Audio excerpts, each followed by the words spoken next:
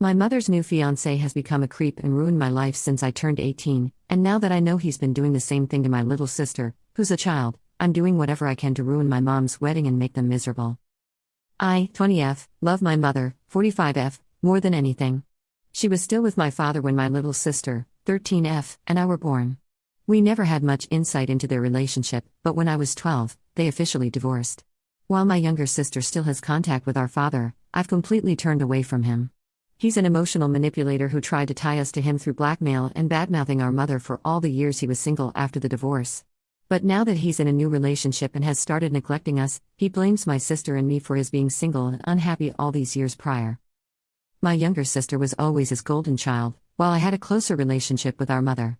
So when my mother met her new boyfriend 7 years ago, I was able to cope better with the fact of her having a new man by her side because of my age and my connection to her, rather than my younger sister, who at the time was still on the side of her father, who was so hurt by their divorce. We'll call my mother's new boyfriend Brian.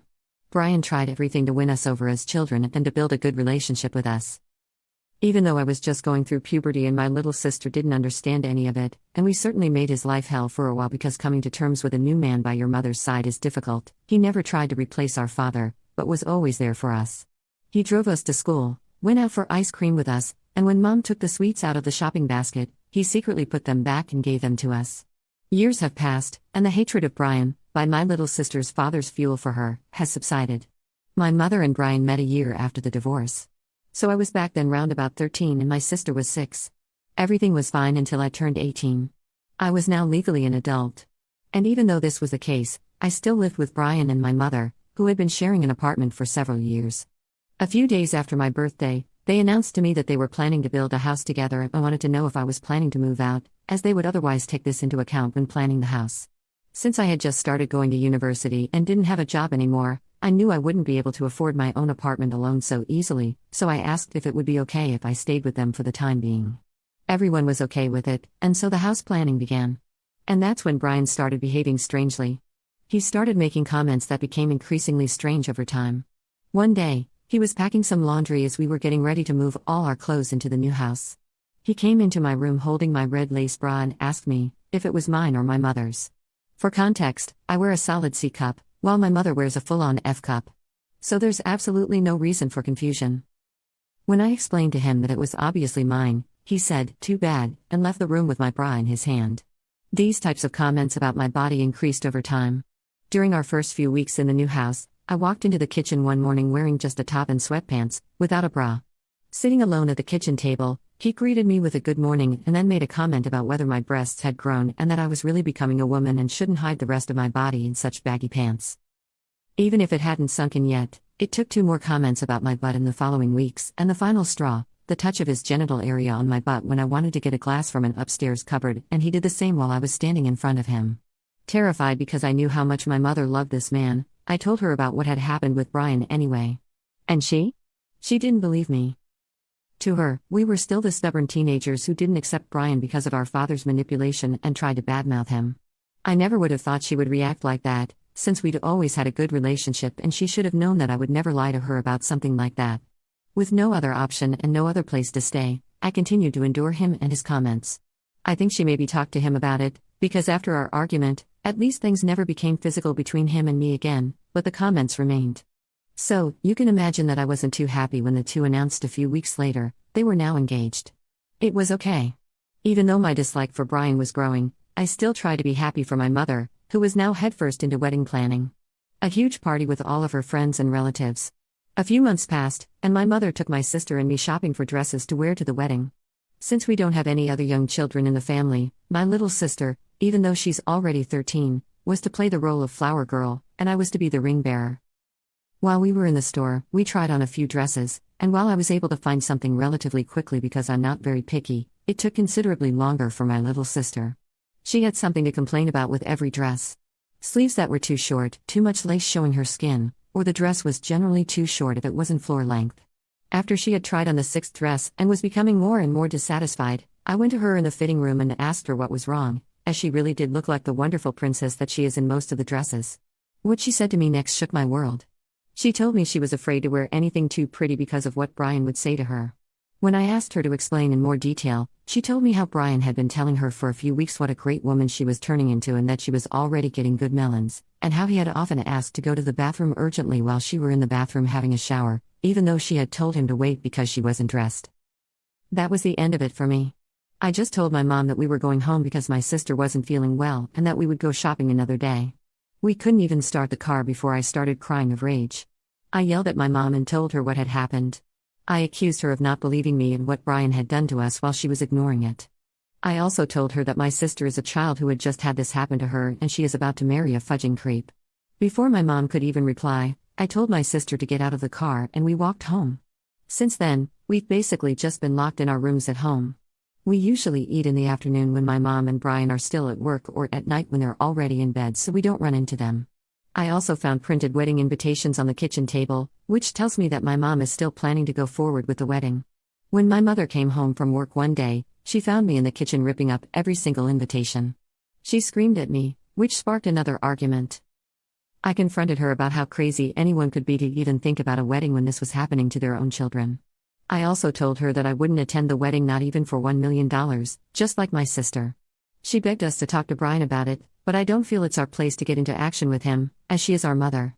This last one happened recently, and I really don't know how to handle the situation. I'm currently looking for a job while I'm at university so I can start saving up to move out of home. However, I don't know what to do about my sister, as I don't want her living with our father either. First of all, I want to thank all of you for your kind and numerous messages. The fact that I received such an overwhelming wave of support truly touched my and my sister's heart. I read every single comment. You made us feel seen, heard, and no longer alone.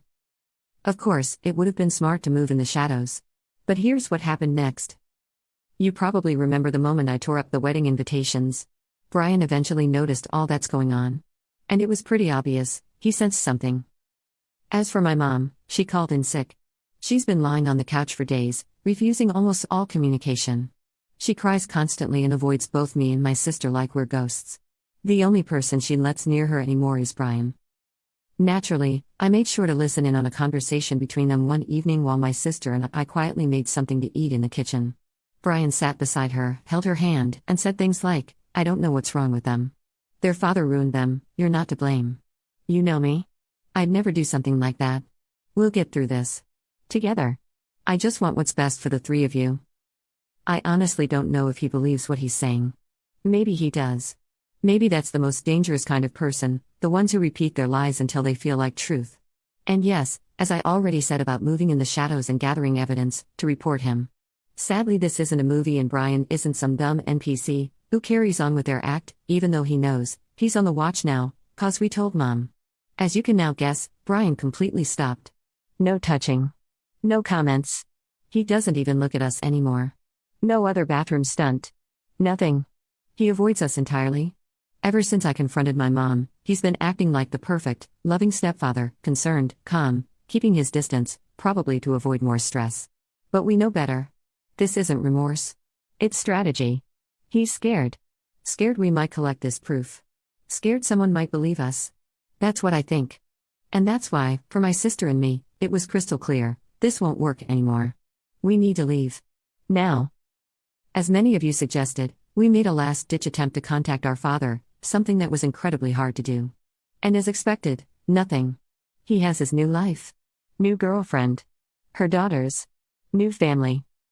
Even the horse he once gifted my sister, likely more of a power play against our mom than a loving gesture, because she refused to get her one and spoil her, is the only reason she even goes there occasionally. Besides the child support, he offers nothing. No calls, no interest. As soon as Brian's name came up, he was done. That has nothing to do with me. Stop trying to ruin my peace. So yeah, total dead end. Next, I called our maternal grandparents. And the worst part? My mom and Brian beat us to it. They apparently warned them about us during a phone call, spinning stories about half-truths, misunderstandings, and emotional confusion. My grandparents literally told me, "You need to work this out with your mother. This is a family matter, don't be like that." I wanted to cry. Actually, I did cry. But luckily, there's always one person in these stories who's got both a brain and a heart, my aunt. When I called her, and my cousin, I broke down and told them everything, and she didn't hesitate. Her daughter, my older cousin, had moved in with her boyfriend, who happens to be a lawyer. By fate? A few months ago, and their attic apartment in the multifamily house has since been used as a guest space. She offered it to us. Immediately. No conditions. No questions. My cousin even said she would ask her boyfriend if he would think through the situation and see what we can do and to send him all we have, and trust me, we may haven't much but we've been keeping track. We wrote down every inappropriate comment. My sister's statements. My statements. And now, my cousin even admitted that Brian had made several inappropriate jokes in front of her, too. So there it is, 3 people. All saying the same thing. Even if we don't have videos or recordings, we have 3 witnesses. And sometimes, that's enough to not feel so alone and powerless anymore. But there's more. My sister's teachers have been informed by our aunt. I also had a long, emotional talk with her homeroom teacher, who was absolutely shocked.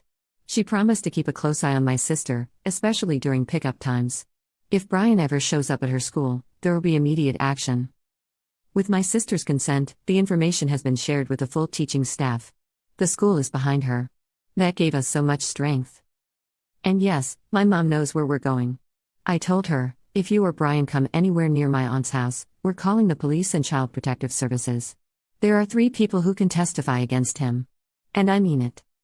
We haven't officially filed charges yet, but I think the threat alone worked. She knows that keeping Brian comes at a price, losing her daughters. And still. For now, she chooses him.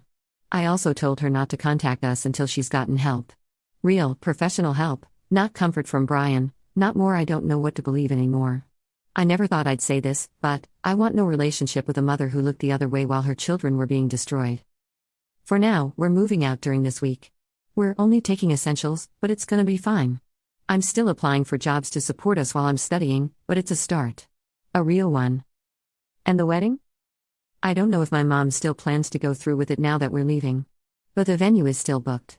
Her dress is bought. My aunt was supposed to make the wedding cake, and so on. I want to see if she'll still choose him after this. As much as I still love her, if my cousin's lawyer boyfriend gives us the green light, we'll go ahead and press charges against Brian. She doesn't know that part yet. But you know what? This isn't our loss. It's hers. Even though I also view her as Brian's victim in this situation too. There will probably be one final update. Thank you all again, truly. You gave us the strength to stop being silent.